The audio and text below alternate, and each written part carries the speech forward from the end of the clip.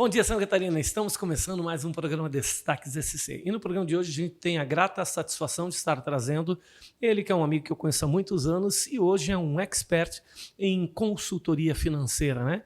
E ele vai estar nos ensinando como trabalhar melhor com o nosso capital, com o nosso dinheiro, para que a gente possa ter um rendimento melhor. Mas, prazer tê-lo aqui no programa Destaques SC. Prazer é todo meu.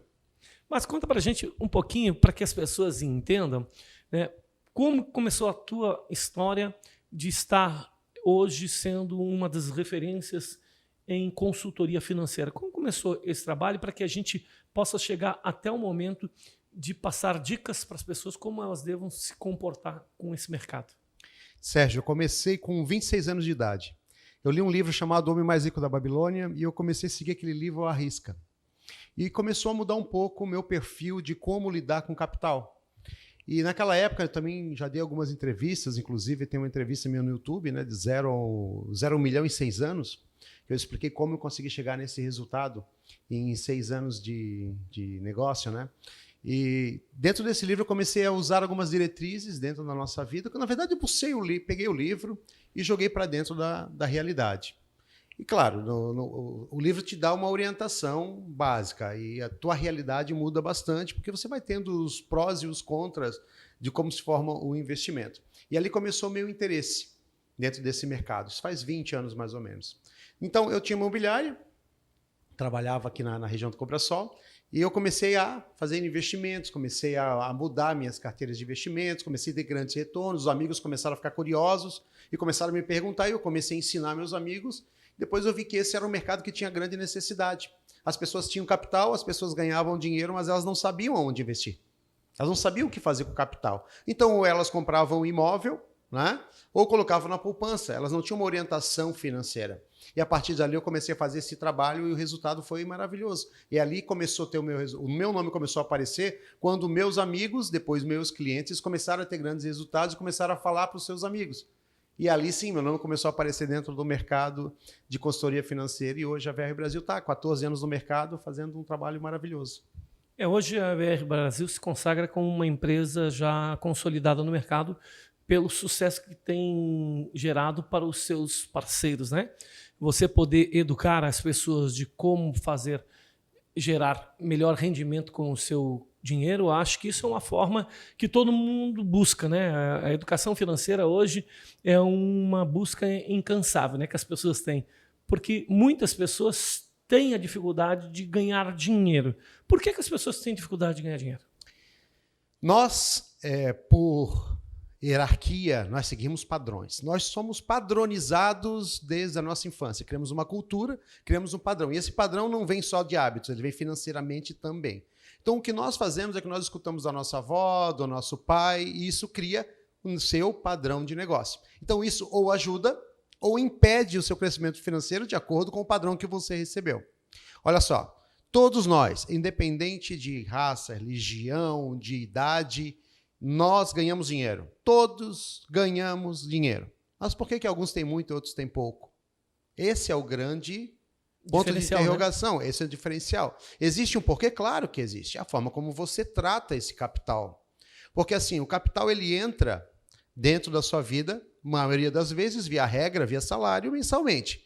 Mas o que você faz com esse salário? O que está na sua cabeça? O que está dizendo a sua cabeça? Ah, eu tenho que pagar água, luz, telefone, eu tenho que pagar o meu aluguel, eu tenho que pagar a locomoção, eu tenho que comprar uma roupa. Ok, mas qual o padrão que você está comprando? Você está gastando realmente o que necessita ou está gastando a mais? Você está se pagando? O grande problema é a população não se paga. E quando se paga, é por pouco tempo. Ela se paga por todo o tempo e depois pega aquele capital que fica, um capital um pouquinho grande, e já compra alguma coisa, ou um automóvel, ou faz uma viagem. As pessoas não sabem lidar com o capital. Esse é o grande problema. Então, o consumismo ele é um dos fatores negativos da gestão financeira. Sim, Sérgio. Eu chamo na minha palestra de status temporário. O que é status temporário? É tudo que você gasta do seu capital. E ele não volta mais, só como trabalho. Ou seja, quando você recebe um capital, você vendeu o seu tempo para ter um capital, concorda? Você Sim. não ganhou dinheiro, você vendeu o tempo para ter dinheiro. Quando você gasta esse capital, você vendeu o tempo que você já passou. Esse tempo que você usou atrás, você está vendendo, você está dando esse dinheiro por troca de um produto. E as pessoas fazem o quê? Elas usam o status de uma forma errada. Elas usam o status para mostrar para a sociedade, para os amigos, que eles têm condição de ter aquilo. E não é dessa forma que funciona. O status só é benéfico quando ele vem do lucro do seu capital e não do seu capital. Só que as pessoas, via regra, querem acelerar sempre o processo. Sempre quer acelerar. Então, o que acontece? Quando entra o capital na mão, a primeira coisa que ela faz é querer resolver aquilo. Então, ao invés dela guardar o capital, ao invés dela fazer o capital gerar lucro para ter o status, ela vai lá e parcela o status. Ela parcela, ela está pagando juro para alguém. A partir do momento que alguém está emprestando dinheiro para você, para que você tenha esse dinheiro para comprar algo, ele está ganhando com isso, concorda? Está ganhando juro. Você está pagando juro para ter o seu sonho, ou seja, o seu status contemplado, resolvido, entendeu? Então, a gestão mal feita do seu dinheiro está enriquecendo alguém. Alguém está ganhando dinheiro com isso. E é essa pessoa que ganha dinheiro que não usa o capital para status. Então, essa é a troca. O dinheiro, ele troca de mãos. A diferença é o que você faz com esse dinheiro que ele desaparece. Ele não volta, ele não fica dentro da sua mão. Esse é um grande problema que tem dentro da sociedade. E o que você, como um expert, um consultor financeiro que normalmente educa as pessoas para gerirem melhor o seu capital, o seu recurso, o que você teria como metas que as pessoas deveriam cumprir para poder chegar a um objetivo de ter dinheiro? O básico, primeiro, tem que se pagar. Primeiro, pagar a pessoa que está trabalhando, a pessoa que está trazendo aquele dinheiro. Então, se você tem uma renda, se você tem um salário, se você ganha R$2.000, tira R$200. Guarda esse dinheiro. Coloque em algum lugar onde faça um crescimento financeiro, ou até guarde em casa, mas guarde esse capital. Muita gente vai dizer assim, eu não tenho como guardar R$200. Claro que tem como guardar. Se você perder um emprego, você ganha R$2.000, se você perder um emprego. Se alguém lhe oferecer um de 1.500, você pega? Você vai ter que pegar. Né? Não tem? Você tem que pegar. Vai ter que te moldar a trabalhar com 1.500. Vai ter que se moldar a trabalhar com 1.500. Então, porque você já não faz isso agora, resolve esse problema a médio e longo prazo. Então, quando você começa a economizar, não é simplesmente o economizar, Sérgio, é o padrão que você está jogando para você mesmo. Quando você começa a economizar, isso vira um padrão. Ou seja, se você conseguir fazer isso durante 20 meses, 24 meses, automaticamente você vai sentir uma dependência de guardar esse dinheiro. Vai ser algo automático. Só que as pessoas não fazem isso, elas se motivam, elas veem uma palestra dessa, elas vão numa palestra minha, se motivam. E elas saem de lá, fazem cofrinho e começam a guardar dinheiro. 6 meses depois já está tudo errado novamente, porque não vira uma prioridade. Guardar dinheiro é prioridade, ou seja, independente do que você vai fazer com o seu dinheiro, o guardar dinheiro tem que ser a prioridade. Se você não colocar como prioridade, você não vai ter dinheiro. Então, vocês estão podendo ver aí que, como diz Márcio Ramos, que é um especialista em consultoria e gestão financeira, né? Porque você tem que saber lidar com o seu dinheiro e também ter essa posição. Se você tem que guardar, você tem que guardar. Tem pessoas que guardam por um certo tempo, daqui a pouco eles imaginam alguma coisa que precisam de um recurso. O primeiro lugar que eles vão é onde eles tinham guardado o recurso e acabam colocando ele em risco de novo, porque você não tem uma posição de fazer como se aquilo não existisse, né? Eu acho que essa questão de guardar o dinheiro seria mais ou menos como eu costumo dizer. As pessoas falam assim, pô, tu come muito açúcar, gosta muito de açúcar, eu herdei do meu pai esse gosto pelo açúcar. Aí eu comecei a dizer assim, eu vou começar a tomar café sem açúcar. Aí eu tomei uma vez, tomei 2 vezes, tomei 3 vezes. Na 4ª vez, daqui a pouco, eu disse, mas um pouquinho de açúcar, eu acho que... Aí eu botei um pouco menos de açúcar do que da vez anterior, né? Então, eu não sei se eu estou agindo errado, voltando a consumir o açúcar, ou estou agindo certo, pelo menos eu diminuir do que eu costumava a usar normalmente. E a gestão financeira é mais ou menos isso, é você saber se você tem que cortar 100% de não lembrar mais que existe aquele dinheiro, ou deixar uma reserva que você possa utilizar na sua necessidade, mas não tirar todo aquele capital que estava guardado para continuar guardando, mais ou menos isso? Essa mudança drástica é muito difícil, Sérgio. A mesma coisa igual fazer um regime. Você cortar, eu quero fazer um regime, eu vou cortar a partir de hoje, eu não como mais, eu só vou tomar água, vou tomar suco de limão e comer maçã. Entendeu? É drástico, não vai conseguir. A mesma coisa você fez com açúcar. Porque se você diminui a quantidade de açúcar, você consegue. Se você parar de tomar açúcar do dia para o outro, você não vai conseguir. Não consegue. Porque já criou um padrão, já criou um hábito. Isso é muito difícil acontecer. E no dinheiro é igual. As pessoas elas se motivam quando elas entendem como o dinheiro funciona e elas começam a querer cortar um dinheiro que elas não podem cortar. Já teve casos na minha palestra, que veio a esposa dizer que para mim conversar com o marido dela, que o marido dela estava guardando todo o dinheiro, ela não conseguia nem sair na noite, uma noite para jantar fora, porque ele não deixava. Que a prioridade dele era guardar dinheiro. Mas ele mudou radicalmente. Ele mudou radicalmente, não é assim. Nós não conseguimos isso, porque mesmo sendo o hábito, nós estamos mudando o padrão. E mudar padrão é difícil. Então, o que nós devemos fazer? Aos poucos, começar a fazer dessa forma. Você tem que começar a guardar 10% do seu salário. Isso tem que ser um hábito. Agora, não adianta você pegar o seu salário e guardar metade e cortar tudo que você está fazendo. O seu psicológico não vai aceitar. Então, a médio e longo prazo, você vai retornar ao ponto de partida. Então, o certo é você estar sempre dando prioridade a esse crescimento. Tem que ser um crescimento exponencial, mas ele tem que ser a longo prazo. É a mesma coisa a questão de investimento. Se você colocar o dinheiro na poupança, você vai ter um juro de 2% ao ano, ou menos, né? Hoje com a taxa Selic é 2%. Se você colocar num produto um pouco mais agressivo, um multimercado, por exemplo, você vai ter 6%, 7%. Então depende muito do que você está fazendo com o seu capital. E nós, no nosso dia a dia, nós temos que tomar muito cuidado com as mudanças drásticas. Então eu aconselho quem não poupa ainda, começar pelo básico. Qual é o básico? Moeda. Guardar moeda. Né? Criar um hábito de todo dia guardar 1 ou 2 moedas. Ah, mas vai ficar rico assim? Não vai, mas vai criar o hábito, que é mais importante do que guardar dinheiro. Porque se você tem o hábito, guardar dinheiro é uma consequência, concorda, Sérgio? Não importa o valor. Isso aí. Mas quem não tem o hábito vai querer guardar e depois vai querer usar esse capital porque não gerou um hábito ainda. Então, vocês estão vendo aí que com essas dicas do Márcio Ramos, aqui da VR Consultoria, você pode começar a mudar os seus hábitos e chegar a um objetivo de sucesso, né? A gente vai dar um breve intervalo e volta com mais dicas importantes aí, como fazer render o seu dinheiro.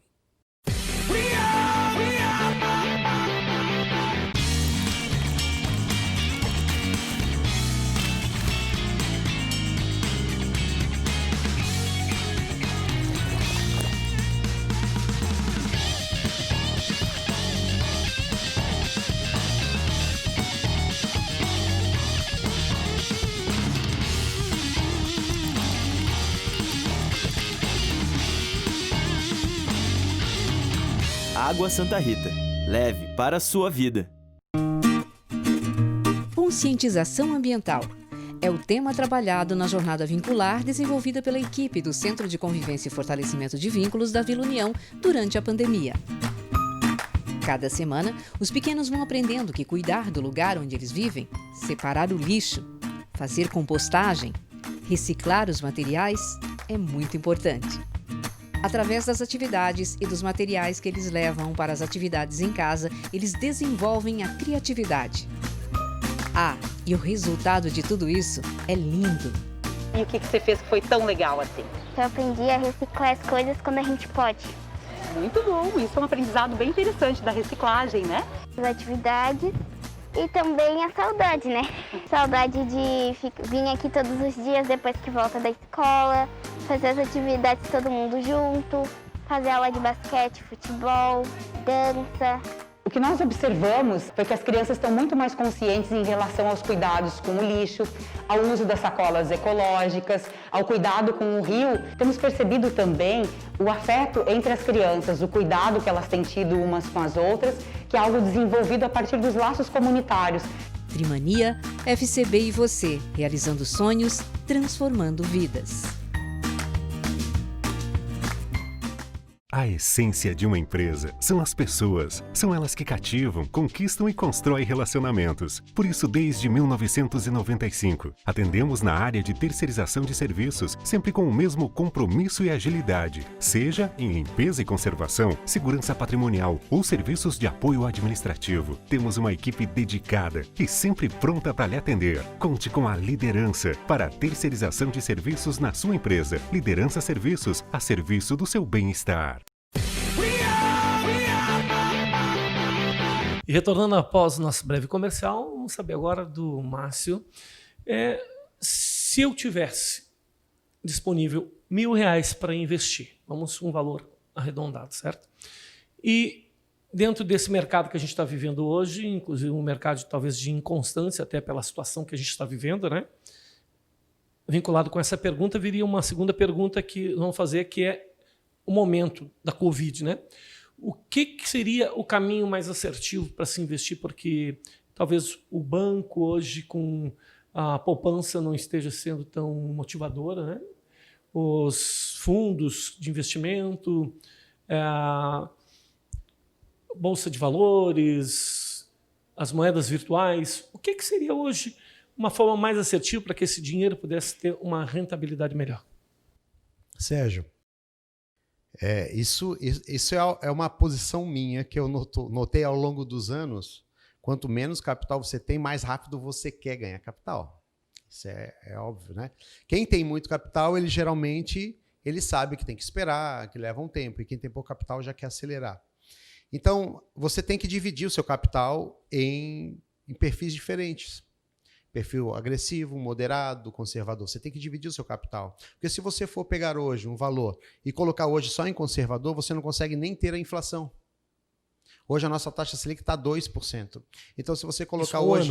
ano. O ano. Aí, se você quer colocar, não, eu sou conservador, eu tenho medo de perder meu capital, eu vou colocar meu dinheiro todo num investimento conservador, você vai estar recebendo 2,15%, 2,20% ao máximo ao ano. Isso não combina, não dá certo. A nossa inflação hoje está mais de 20%, se eu não me engano. Então, você vai ter déficit do seu capital. Ou seja, aquele seu R$1.000 não vai ser mais R$1.000 daqui a 12 meses. Ele vai ser 900 e poucos reais. Então, você tem que ter um investimento que, no mínimo, mantenha a inflação. Então, para isso, você tem que dividir o capital. Mesmo R$1.000, você consegue dividir. Você tem muitos mercados. Você falou ali de algum mercado, por exemplo, a Bolsa de Valor. A Bolsa de Valor hoje, ela está crescendo. Por quê? Porque não tem renda fixa no Brasil. Então, o investidor prefere colocar um pouco mais em Bolsa de Valor, aí assumir um pouco mais de risco, mas também ter um pouco mais de rentabilidade. A nossa Bolsa recentemente caiu a 60 mil pontos, hoje ela está a 115, né? Eu ainda acho que ela vai ter que corrigir aquela queda que ela ainda não corrigiu, porque, historicamente, eu peguei todas as quedas da Bolsa e todas elas levaram 3 anos para corrigir. Essa vez agora foi muito rápido. Eu não sei se é por causa da porcentagem da Selic, né, que o pessoal vai correr mesmo para a Bolsa de Valores, ou se realmente o mercado reagiu de uma forma muito rápida. Então, nós estamos muito preocupados. Eu e os investidores mais antigos, a gente fica preocupado com isso, né? Mas o investidor que está iniciando, ele tem que dividir em multimercado, ele tem que botar um pouco em conservador, botar um pouco em renda fixa, em fundo DI, ele tem que colocar um pouco em Bolsa de Valores, ele tem que fazer isso, ele tem que assumir esse risco. Porque ali na Bolsa de Valores você consegue ter um upgrade do seu investimento, ganhar um pouco mais. Moeda virtual que você falou, isso é uma tendência de mercado. Né? O próprio Brasil agora lançou o Pix, que é o nosso real digital. Então, a digitalização do capital é algo que já está dentro do nosso cotidiano. Então, hoje nós temos diversas opções de moedas virtuais. Também é bom colocar. Eu tenho um hábito particular meu, Sérgio, de comprar moedas virtuais pequenininhas, aquelas que valem 0,00 centavos. Né? Porque uma moeda daquela decola, você ganha capital. Né? E você não precisa colocar tanto capital em risco. É um hábito que eu tenho, assim como ações também. Eu gosto de comprar, eu não chamo de small caps, eu chamo de shit caps, que são aquelas ações bem baratinhas, centavos, que a gente compra e deixa guardadinho. O dia que ela dá uma subida grande, você ganha dinheiro. Já fiz, já aconteceu e já ganhei muito dinheiro fazendo isso. Tá, né? Mas normalmente com esse mix variado de opções, para aquele que é o investidor iniciante, como que ele vai achar o caminho mais assertivo? Ou ele deveria procurar um consultor financeiro, uma pessoa para dar uma diretriz para ele, dar um encaminhamento de como fazer melhor? Não puxando a brasa para o meu lado. para mim, para minha visão como pessoa física, todos deveriam ter um consultor financeiro para dar dicas. É muito mais fácil, é muito mais rápido você acertar. Porque o consultor já sabe como é que funciona o processo. Ele já sabe como funciona o processo. Ele já viveu, ele já vivenciou isso com várias pessoas. E com ele mesmo. Fica muito mais fácil você seguir uma diretriz. Se você entrar no YouTube hoje, quantos consultores financeiros que estão hoje no auge estão lá dando dicas? Um monte de gente está lá dando muita dica. gente, né? Um monte. E são dicas boas, Sérgio. Eu acompanho alguns, eu olho. São dicas que realmente são congruentes com o mercado. São dicas que realmente estão fazendo resultado. São eficazes. São eficazes. O problema é que, como as pessoas estão iniciando, elas têm medo. E o medo bloqueia a sua iniciativa. E esse é um grande problema. Eles ficam, será que eu coloco, será que eu não coloco? Será que eu coloco, será que eu não coloco? Isso leva 1 ano, leva 2 anos, você nunca faz nada com o seu capital. E ele vai perdendo valor ao longo do tempo. Então, você tem que decidir, como eu falei no início, que é a palavra que eu amo falar, que é prioridade. Você tem que colocar como prioridade isso. Não é procrastinar, não é empurrar com a barriga, porque a maioria das pessoas fazem. É botar como prioridade. Minha prioridade agora é resolver meu problema financeiro. Hoje eu tenho condição de guardar R$500 mensais, 200, R$1.000, 2.000. Como eu vou fazer isso? Procura um consultor financeiro ou entra no YouTube, procura lá no YouTube vários consultores financeiros bons. Ali estão dando dicas com R$10, com R$50, com R$100 tem ali. Eu vi esses dias com R$100, o que você fazer com R$100, apostando em FIIs, em investimento de médio e longo prazo, ainda fixa, mas está dando um pouquinho mais.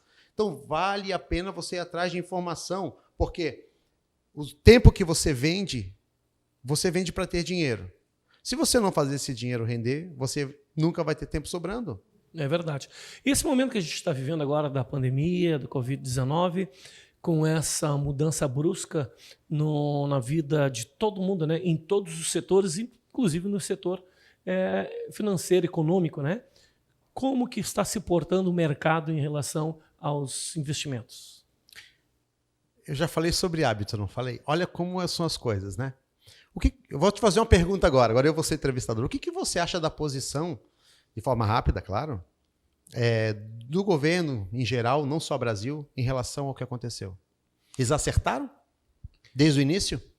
O governo ele tendeu a minimizar a situação de gravidade econômica que as pessoas iriam passar em função da perda de emprego, da perda de movimentação financeira das empresas, que tudo foi sendo reduzido e o dinheiro passou a circular menos. Aí o que faltava? As pessoas podendo ter condições de ter um capital a mais para poder se manter até com os seus compromissos financeiros, né? Então o governo ele teve a sua parcela de suporte, né? Eu acho que isso é importante para que o país não quebrasse. Sim. Na minha visão, né? Que não sou um conhecedor do universo financeiro, né? Você está certo. Mas assim, a ação que o mundo teve em relação ao Covid foi correta? O lockdown foi correto? De parar as empresas e tudo mais? A forma como eles agiram foi correta? Eu digo para ti que não, sabe por quê? Porque não é um hábito. Isso não aconteceu, isso é uma coisa nova. E isso acontece no seu dinheiro. A gente erra às vezes porque a gente não cria hábito. Olha só, nós tivemos um lockdown. Esse lockdown foi quase 30 dias, né? 20 e poucos dias. Isso atrapalhou muito o mercado. O Brasil estava numa crescente espetacular e atrapalhou muito o mercado porque o lockdown parou de entrar capital. E até a gente estava conversando isso hoje à tarde. Aí o governo começou a investir em leitos, investiu um monte de leitos, fizeram hospitais de campanha, daqui a pouco fizeram lockdown, parou o Covid. O que aconteceu? Desmancharam todos os hospitais de campanha, desmontaram tudo e agora voltou a Covid. Quer dizer que vai ter que montar de novo o hospital de campanha. Um gasto desnecessário que houve. Então, existiu muitos erros, assim como nós também erramos na nossa vida financeira. Muitos erros. Um dos erros, por exemplo, diminuir o tempo, do mercado aberto. Por exemplo, o banco era 6 horas, mudou para 2. Pô, se o banco era 6 horas e dava fila, imagina com 2. Vai dar muito mais aglomeração. Piorou o atendimento. O restaurante não seria diferente, na rua não seria diferente. Então, hoje eles estão acertando muito mais do que acertaram na primeira etapa, né? Porque eu acho que quando eles pararam de forma assim radical, vão fechar tudo, eles ali estavam gerando um déficit para a gestão daqueles negócios que com certeza tão cedo não iria retornar para que eles pudessem voltar à normalidade. Então eles, de certa forma, quebraram muitas empresas, quebraram muitas instituições que não tiveram condições de se reorganizar e voltar à sua conduta normal. E essa conta não foi paga ainda, Sérgio.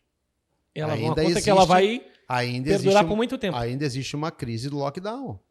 Ainda não apareceu essa crise, ela vai aparecer. Muitos empresários estão com a corda no pescoço. E isso mexeu muito na vida financeira do brasileiro. Olha só, a nossa taxa Selic estava caindo. Até 2% ela chegou, né? Essa crise balançou totalmente o mercado. O governo teve que tirar dinheiro do bolso, e muito dinheiro, para poder estar ajudando a população a poder, pelo menos, se alimentar. Isso dá um déficit financeiro muito grande. Agora, se você pergunta para mim como está o mercado está totalmente, vamos usar o termo manezinho, esculhambado, né? O mercado está totalmente diferente do que ele estava no ano passado por causa da crise. Então, assim, a crise do Covid ele trouxe alguns ensinamentos positivos, né? Algumas profissões novas, algumas necessidades que nós éramos resistentes, como videoaula, como palestras online, como reuniões online, a gente era muito resistente. Esse Covid começou a trazer uma outra realidade para o mercado, e na parte financeira não será diferente. Não será diferente. O sistema financeiro vai mudar muito a partir de agora. Por quê? Nós estamos indo para uma linha de economia americana. O Brasil está colocando dentro do Brasil um sistema de economia que existe nos Estados Unidos. E esse Covid foi bom para isso, porque a população está vendo a importância de estar girando seu dinheiro dentro de ativos e não colocando numa poupança. Está girando ativos. Olha só o que cresceu a busca da casa própria. Não deixa de ser um investimento. A casa própria, ou então o imóveis, vamos colocar imóveis, né, não casa própria. A busca de imóveis foi muito grande, o mercado de imóveis explodiu durante a Covid. Normal, porque o conservador não vai deixar seu dinheiro dentro do banco. Ele vai pegar o seu capital e vai colocar dentro de um ativo, que ele se sente muito mais seguro. Então, os investimentos que apareceram de grande probabilidade de resultados de médio e longo prazo foram imóveis, que é um investimento que a gente faz, mas não tem nenhuma projeção. Nós não temos projeção de quando vamos ter lucro. Ele é uma forma de garantia. Uma forma de garantia. E ele virou um investimento por ser uma forma de garantia. Assim como você falou do ouro e assim como você falou da moeda virtual. O Bitcoin, por exemplo, hoje, se você vê, antes da crise, eu estava analisando, antes da crise existia 200 bilhões em Bitcoins comprados, de dólares. Hoje está 550 bilhões. Mais que dobrou. Mais que dobrou dentro da pandemia. Ou seja, porque assim, Sérgio, é mais fácil você comprar ouro ou comprar um Bitcoin? É mais fácil comprar Bitcoin? Claro. Então, a população, para guardar capital, ela foi para o imóvel, que é descentralizado, para o ouro, que é descentralizado, e para o Bitcoin, que é descentralizado. Ela buscou os 3 ativos mais descentralizados do mundo. E por isso que o mercado cresceu, o Bitcoin bateu o recorde histórico de 105 mil reais, que era 70 mil reais o recorde histórico do Bitcoin, chegou a 105, porque o dinheiro foi para esse tipo de ativos, né? Mas eu vejo que, depois da Covid, a grande busca do mercado chama-se Bolsa de Valores. B3. A população vai começar a se interessar, principalmente os mais novos já estão fazendo isso. Nós estamos dentro de uma linha de faixa etária diferente. Hoje os mais novos, eles já pensam Bolsa de Valores, eles já imaginam Bolsa de Valores, já trabalham com moedas, eles já não se investem, eles não se preocupam em investir em renda fixa. Então você quer dizer que a nova geração ela está sendo preparada para fazer uma melhor gestão do seu dinheiro do que as gerações anteriores, em função do quê? Das oportunidades? Não, já é virtualizada. A nossa geração não é virtualizada. É isso aí. Então a gente acabou tendo aqui uma aula com o nosso expert, o Márcio Ramos, que é da VR Consultoria Financeira, que tem aqui os contatos da VR aqui embaixo, onde você possa estar acessando para tirar suas dúvidas e saber como chegar a ser um novo milionário, sabendo aplicar bem o seu dinheiro, né? O Márcio tem esse caminho, tem essa expertise, já ajudou muita gente com os seus conselhos, né? Com suas dicas de como fazer a melhor gestão do dinheiro e as melhores aplicações. E também pode fazer para você, Márcio. Gostaria de agradecer a sua participação no nosso programa e dizer que é um prazer a gente trazer uma pessoa com esse conhecimento para poder estar abrindo a cabeça das pessoas nesse momento tão difícil que muitas pessoas às vezes não sabem para que lado correr, né? Às vezes tem um capital, tem um recurso, mas não sabem o que fazer para poder ter uma garantia que seu rendimento se torne um sucesso. Obrigado aí pela sua participação. Sérgio, eu que agradeço. A VR Brasil está sempre de portas abertas para você. Estamos há 14 anos no mercado, levando a educação financeira, conhecimento financeiro, fazendo pessoas chegarem a patamares tão altos que elas nunca imaginaram chegar, e tudo isso através de simples hábitos da educação financeira. Muito obrigado.